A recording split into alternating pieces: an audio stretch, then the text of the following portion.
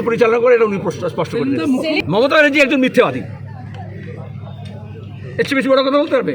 উনি যে কথা বলেন, তোমরা গত 10 বছর ধরে সেগুলো খাইয়ে এসছো, কিন্তু এটা দোহাই এটা যাচিয়ে নেবে। উনি বারবার বলছেন আচ্ছা কংগ্রেস দল একটা বিশাল সর্বভারতীয় দল, সিপিএম কি তত শক্তি আছে নাকি? আমরা নাকি কংগ্রেসকে পরিচালনা করছি, আপনারা কন্ট্রোল করছেন ইন্ডিয়া জোট।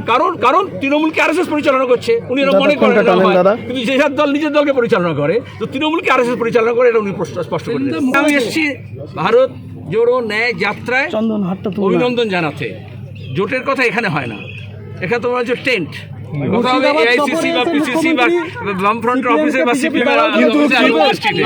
মমতা বন্দ্যোপাধ্যায় বলেছেন কংগ্রেসের উদ্দেশ্যে বার্তা স্পষ্ট। মমতা ব্যানার্জি সিপিআইএম এর ঘাড়ে বন্দুক রেখে কংগ্রেসকে গাল দিচ্ছে এবং বিজেপির কাছে যাওয়ার চেষ্টা করছে। আমরা আমাদের মমতা ব্যানার্জি নিজের কাঁধ ভাড়া দিতে পারে, তৃণমূল নিজের কাঁধ ভাড়া দিতে পারে, আমরা কাউকে আমাদের কাঁধ ভাড়া দিই না।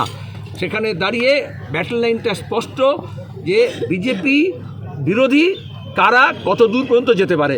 যখন ব্যাঙ্গালোরে বৈঠক হয়েছিল তখনও আমাকে যখন প্রশ্ন করা হয়েছিল, আমরা আবার বলেছিলাম যে ট্রেনে তো এখন সবাই ওঠে, কিন্তু কে কোথায় নামবে তার গ্যারান্টি আমরা দিতে পারি না। মমতা এখন বলছেন যে গাড়িটা রোকো, আমি নেমে যাব। আমরা বলছি স্বাগত।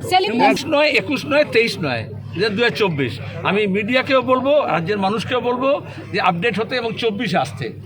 24 দেশের জন্য একটা বড় সংগ্রামের সময়, যেখানে দেশের যুক্তরাষ্ট্রীয় কাঠামো, ধর্মনিরপেক্ষতা, গণতন্ত্র, বিশেষত সংসদীয় গণতন্ত্র থাকবে কি না, সেটা যখন প্রশ্ন, সেখানে ব্যাটল লাইনটা পরিষ্কার হয়ে যাচ্ছে। আমরা এই দেশ স্বাধীনতার যারা উত্তরাধিকার স্বীকার করি, ধর্মনিরপেক্ষতার নীতি মানি এবং যুক্তরাষ্ট্র কাঠামো বিশ্বাস করি, তার সঙ্গে সংসদীয় গণতন্ত্রকে বাঁচানোর জন্য আমরা একদিকে, আর অন্যদিকে দেখা যাচ্ছে ব্যাটল লাইনে কেন্দ্রীয় এজেন্সিকে ব্যবহার করে হোক, দুর্নীতির কেসগুলোকে ব্যবহার করে হোক, ক্রমাগত মোদি নিজের এনডিএতে সংখ্যা বাড়ানোর চেষ্টা করছে।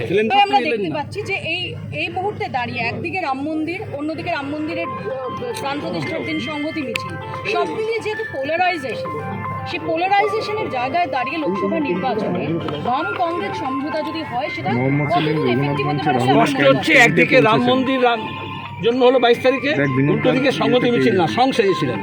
আমাদের এখানে বহুরূপী হয়, বহুরূপী দেখবে তোমরা গাজনের মেলার সময় হয়, সেখানে নানা রকমের রূপ ধারণ করে।